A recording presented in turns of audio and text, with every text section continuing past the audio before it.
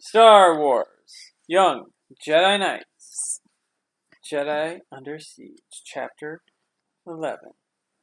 Hey, that wasn't so bad, Jason said, leaning forward in the co-pilot's chair of the lightning rod. The chair creaked. His padding bulged out through countless small rips and tears in the cushion. The engines rumbled and coughed and whined as the cargo shuttle finally broke free of the atmosphere. You had to say that, didn't you, boy? Peckham said as the sensor alarm squealed in his control panel. Incoming enemy ships, again. We've got TIE fighters coming. 4 of them. Looks like they were launched directly from the Shadow Academy. Jason swallowed, studying the pattern, and shook his head.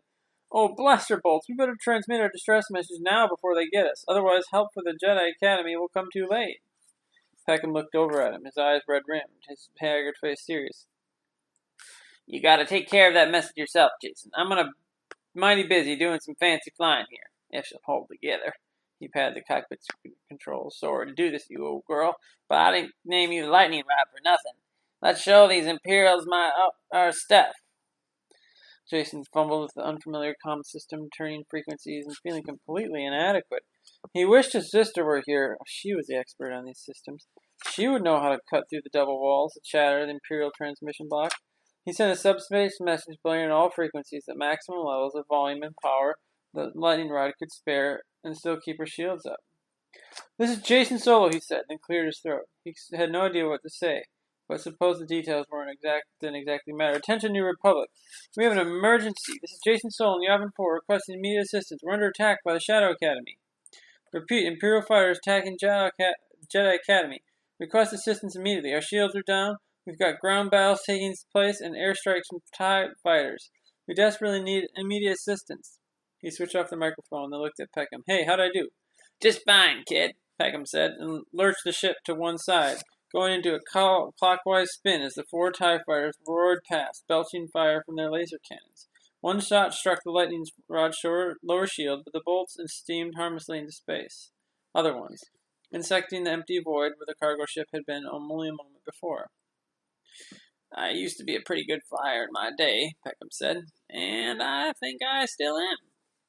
The one TIE fighter broke away from the other 3 and spun into a tighter circle, firing repeatedly without taking the trouble to aim, spraying space with its deadly fire. Peckham drove down, skimming the atmosphere so that the lower hull of the lightning rod grew hot. Then he bounced back up into space again, turning about in a tight backward loop and heading up toward the determined TIE fighter, which shot again and again. Sparks flew from the battered ship's control panels. Lights winked red on their system diagnostics. Peckham, what do all those alarms mean?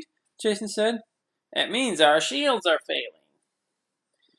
Don't you have any weapons on the ship? Jason scanned the control panels, looking for some sort of targeting system, some firing controls.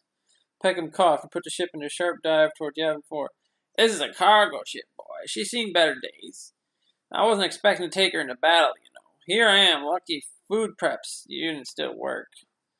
The rest of the Imperial squadron zoomed away to continue the attack on the Jedi Academy, but the one persistent TIE fighter came again, single-mindedly. This time, had them locked down targets so that most of his laser blasts struck the lightning rod. This guy really wants to take us out, Jason said. Peckham pushed his accelerators well beyond the maximum safety levels. The lightning rod groaned and creaked as it rattled down through the atmosphere, buffeted by air turbulence. Jason was thrown from side to side. He grabbed the comm system again. This is Jason Solo with a personal distress this time. We're in deep trouble. Someone's on our tail. Request assistance. Please, can anyone out there help us? Peckham looked over at him. Nobody's gonna get here in time.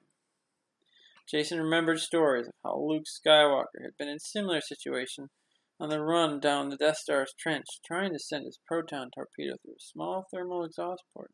His X-Wing had been on Darth Vader's sights, unable to shake the TIE fighters and interceptors on his tail. Things looked hopeless.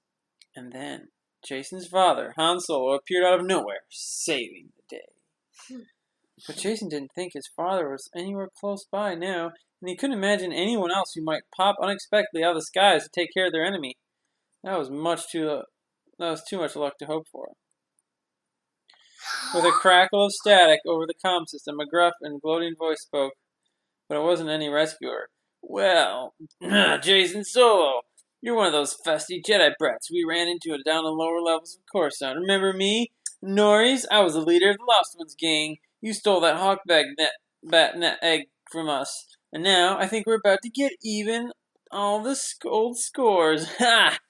Jason felt a shiver go down his spine as he remembered the broad-shouldered bully who had such an appetite for destruction. Norris continued. The little trash collector Zeke joined us in the Second Imperium. But you have made the wrong choice, boy. I just wanted you to know I was going to blast you to slag.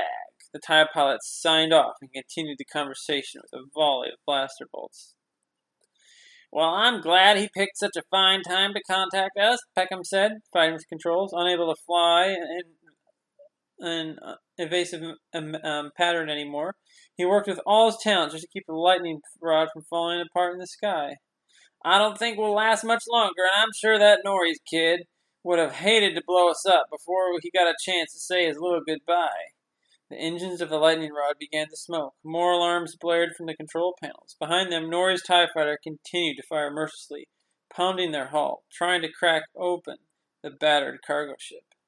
Jason stared at this comm unit, but didn't think it would do any good to send out another distress signal. The jungle treetops rushed by beneath him. Jason looked wildly from side to side. I don't suppose it would be a good time to tell a joke, he said. Peckham shook his head. I don't feel much like laughing right now.